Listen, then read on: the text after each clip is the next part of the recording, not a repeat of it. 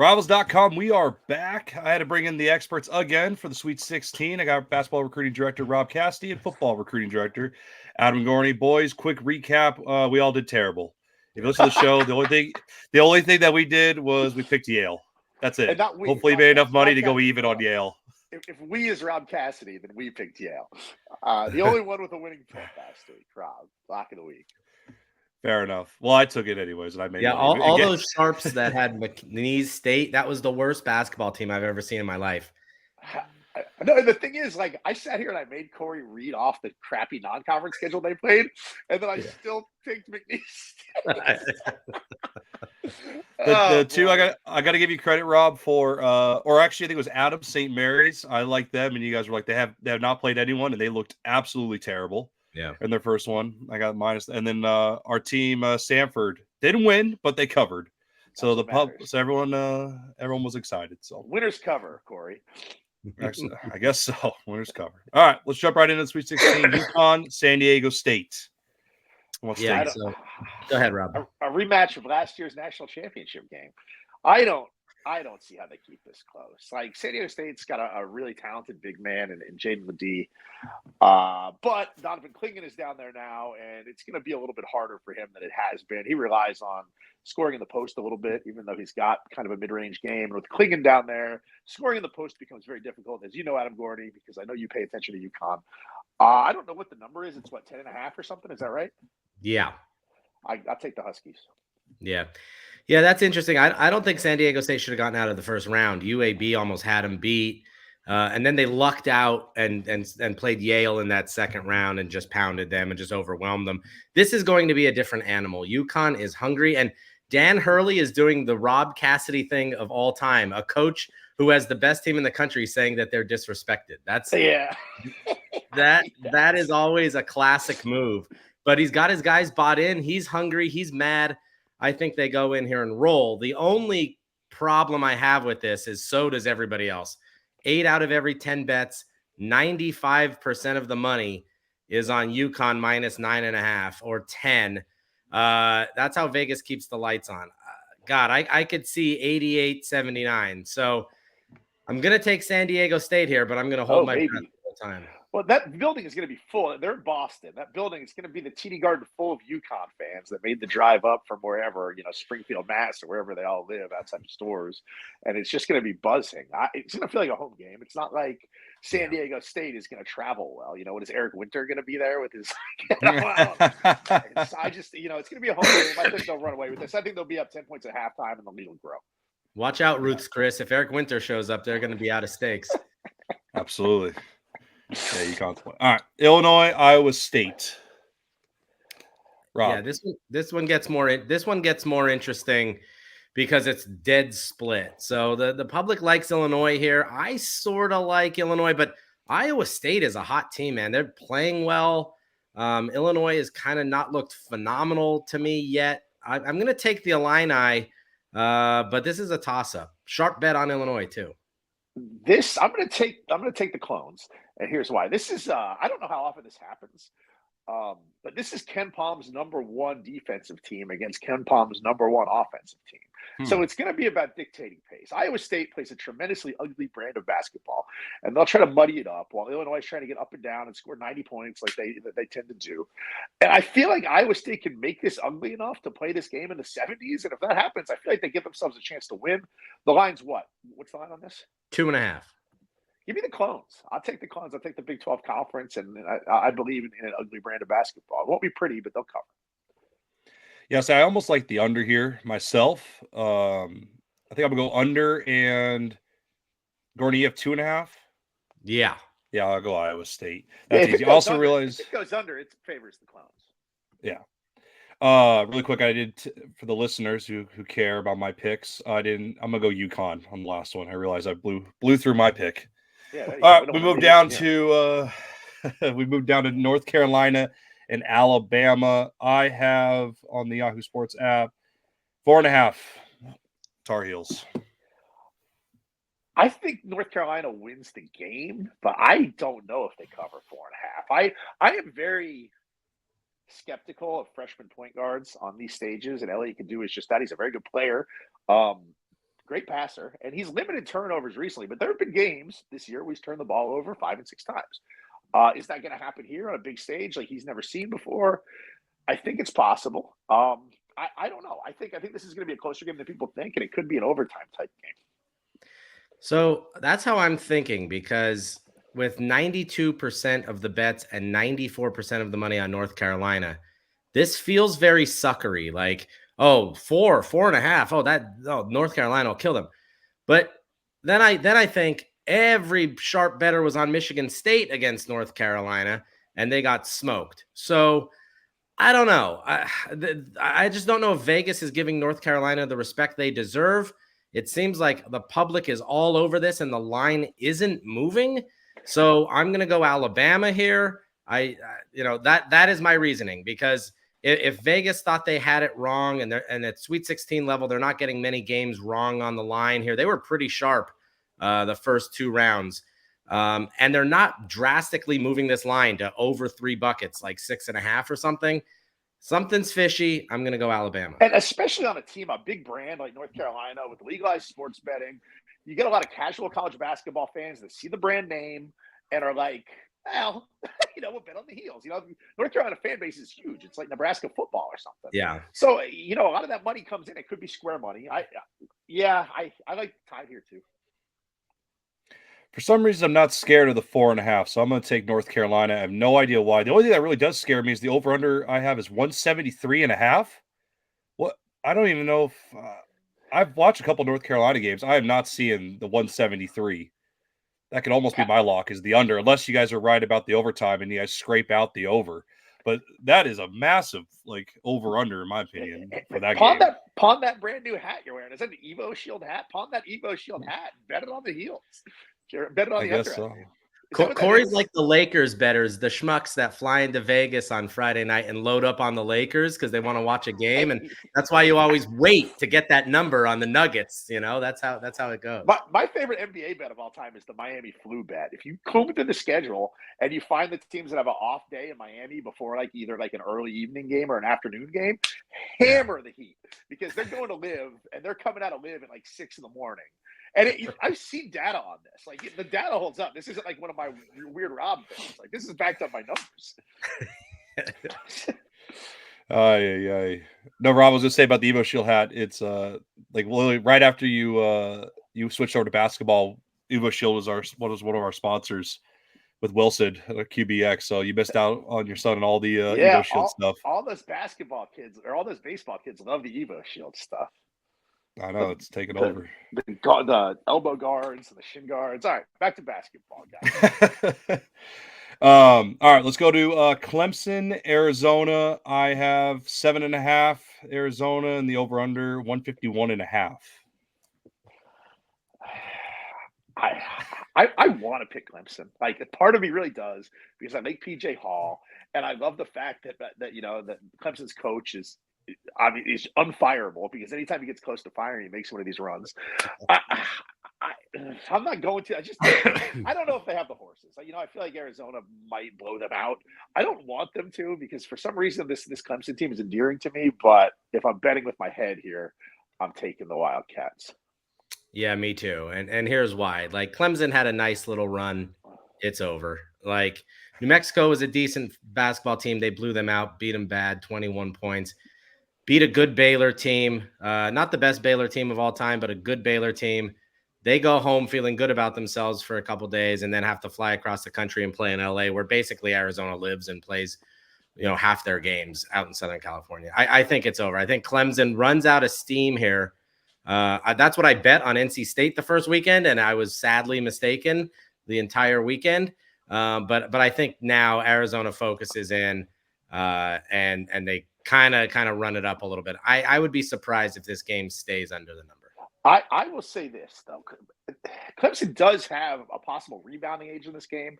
If they've got the Ian Sheffer kid, whose name I cannot pronounce ever, Ian Shefferin kid, and PJ Hall, both without foul trouble, they can maybe make a living on some second chance points down there.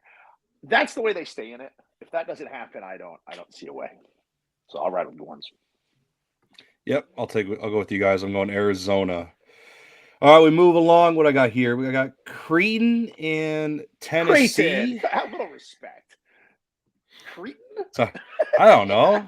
A little respect for the Big East. Creighton, please. Whatever Rob said. 2.5 man, Tennessee. My man Ryan Kaltenbrenner, who is the most underrated 7-footer in the country. I mean, everybody talks about all the other guys. You know, they love Zach Edey and everything else. But Kaltenbrenner's incredible. He's got great hands. He's huge. He moves pretty well. And, you know, I think Baylor and Trey Alexander on that team get a lot of the credit. But he's going to be the difference maker here. And it's a nice matchup for him, I think. I expect a big game out of him. I think Creighton wins outright. No, I'm on the other side, and here's why. A few reasons. One, they played Akron in the first round, and Akron only got in the tournament by the most boneheaded, terrible foul of all time. So they shouldn't even have been in the tournament. And then Oregon gets in the tournament because they get on a heater, and they take them to double overtime. So a 13-point win, of which Creighton then covered, even though every Creighton bettor was against it the whole game, had to go to 2 overtimes. Now they're playing a real team. Now they're playing maybe a team that can make a run at the national championship. And the public likes Creighton. It's about 51-49 split, but all the early money is coming in on Tennessee. Early money is smart money. Vol's big. This is the lock of the week if we're doing locks of the week. You know, I did not figure you for one of these Big East haters, considering you're from Big East country. I mean, they've got all their teams are still alive. That conference is a bear. I'm an old Big East guy. Put UConn, put whoever and back Syracuse back in it. Big East Twitter is the SEC Twitter of basketball. I don't know if you guys are plugged into it. It's like the coolest place in the world. The people are insane. And if Creighton wins this game, they will not stop whining about their lack of respect on the bids for 6 years. I'm just letting you know that right now. And I cannot wait to see it. No. I'm torn. I'm gonna go Tennessee. I'm going with my last week's statement. Is like I like the guy that has the ultimate green light. Dalton, it's Dalton, right? Dalton Yeah, Dalton Necht. Yep. Yeah, he'll take him all the way. Top 10 pick. Listen, and you know me, I'm a JUCO guy through and through. I love my JUCO kids, and he's a JUCO kid. So no disrespect to him or Tennessee, but I got the Blue Jays. All right, we move on. Purdue, Gonzaga. I have 5.5 Purdue, 154.5 over under. Does Gonzaga have anybody that can stand with Zach Edey? I can't see a way. I can't see a way. I think that this game's over early too, just because they'll play through him. Now, if Zach gets himself in foul trouble, which does not tend to happen because of the way he's officiated, maybe they give themselves a chance, but I don't. I mean, he's one of the most dominant players of the modern era, in my opinion. Purdue's not exactly known for winning big tournament games. So, you know, I say that with a caveat, but, you know, I feel pretty good about this team. Are you insinuating that the refs in the NCAA tournament want a marquee name like Zach Edey to continue to storyline that kid through the rest of it? I can't believe that's something. I just think he's hard to officiate. You know, you remember people complaining about Shaq like this too? When a guy is that athletic and big, all of a sudden it's like, oh, he just gets fouled. Well, I think maybe he does. Like he does. You have to call those fouls because it's hard not to foul him. I'm not saying it's illegal officiating. It is just, it's hard to officiate a guy like that. Plus, he's just a monster. Yeah. So I don't know. I like the Boilermakers.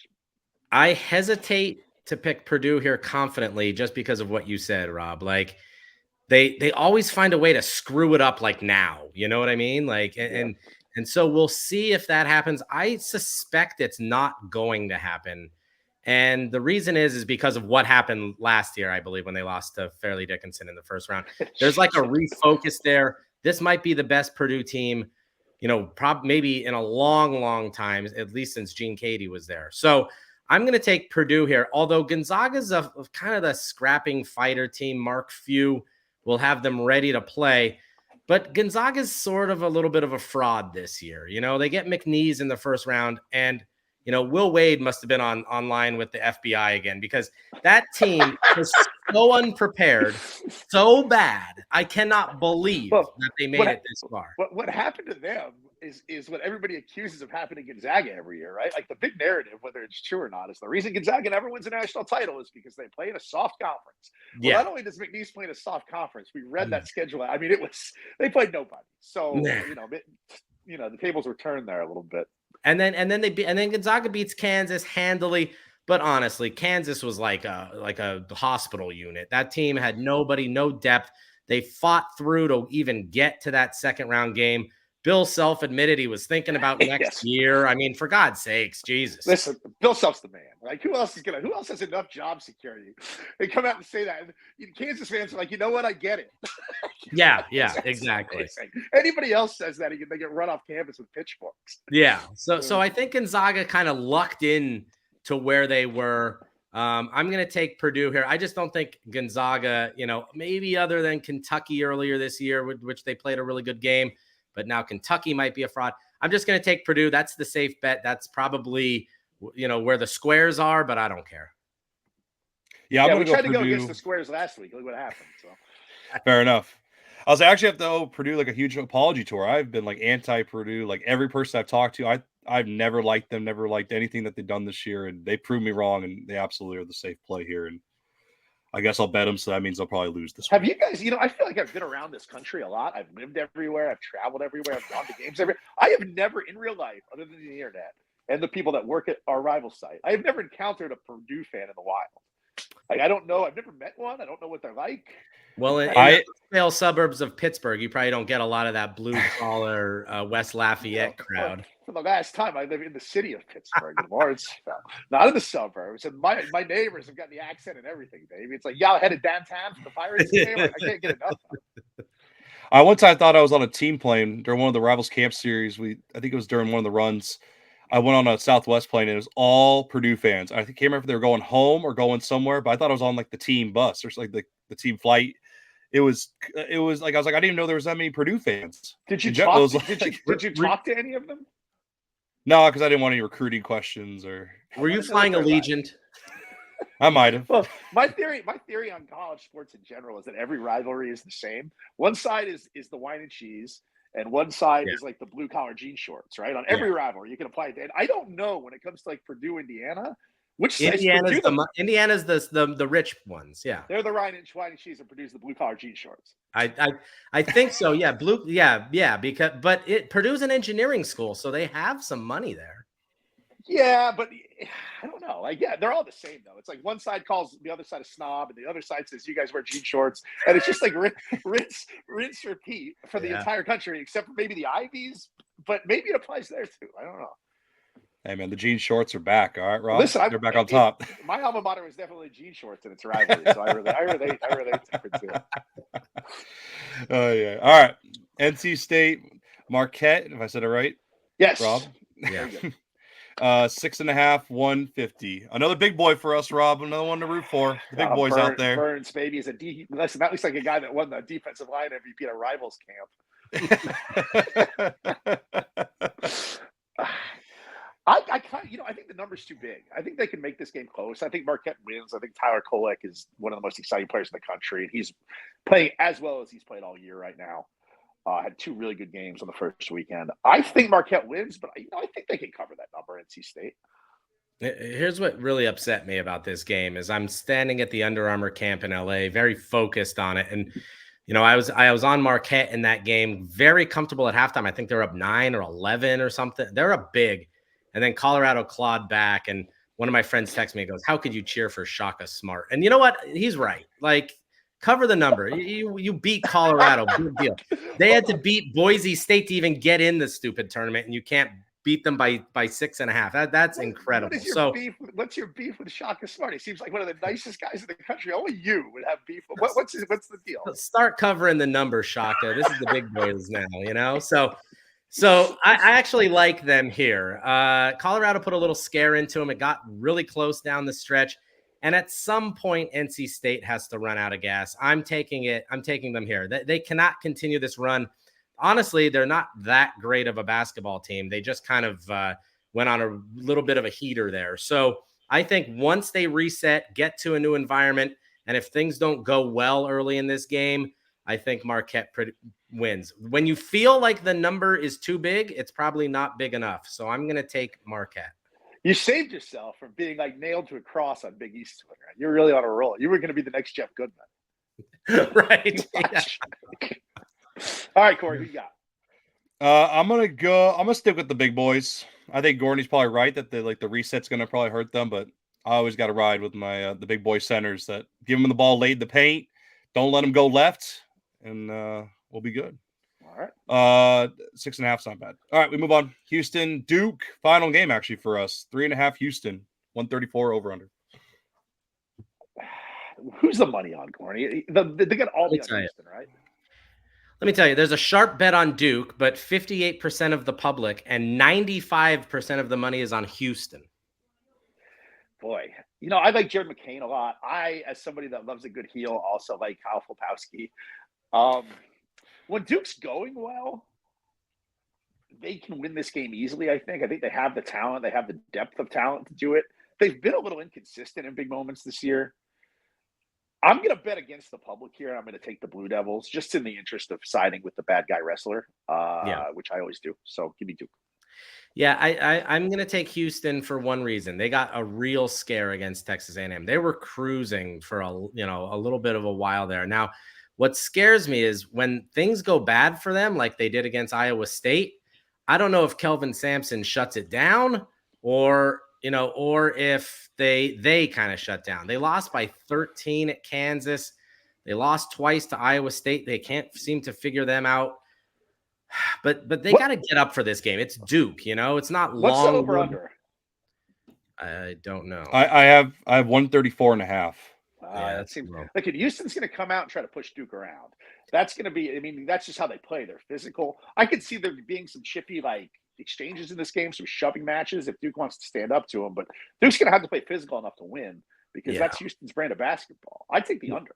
Yeah, and that's the thing too. If you're liking the under in this game, if the game is in the 60s, kind of, you go with the underdog Duke. I don't know. I'm just going to take Houston here.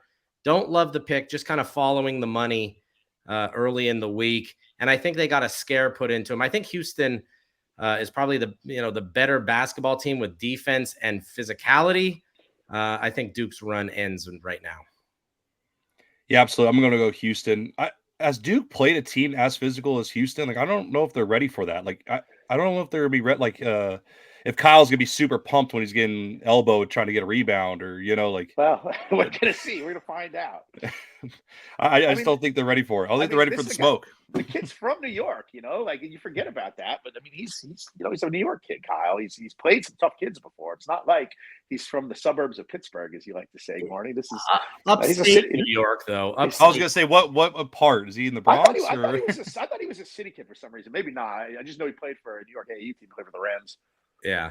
Christian Laettner was an upstate New York kid, and anything would knock him out in 2 seconds. Hey, that's national champion Christian Laettner to you, though. Yeah, right. All right. Locks of the week. You guys got any? I know we kind of talked about a few. I think Gorney, you like the Tennessee pick? Yeah, Tennessee is my lock of the week. Rob, did you have one? No, UConn's going to throttle San Diego State, just like they did in the national title game. The Huskies, keep it simple. Take the favorites. Side with the betting public. That's never hurt anybody in the world to take the square money. It's a lock. I'm going to go the over-under Alabama, North Carolina. I'm going the under. Give me that lock. Awesome. All right. That's it for another week. We should be back next week for the Elite Eight. That's Rob for the Final Four. Oh my gosh, I am all over the place. Thank you guys. I might be doing that from Miami, the Rivals camp. We'll see. I'm so mad I'm missing that. That was my favorite thing ever. All my nephews running around out there. Tell all the handlers down there that I said hello and I missed them deeply. Yeah, I can't wait to tell them that you say hi. They'll be like, "Who, sir?" I got a guy. All right. That's basketball recruiting director Rob Cassidy, football recruiting director. I'm Gorney. I'm Corey Gibson. Thanks, fellas.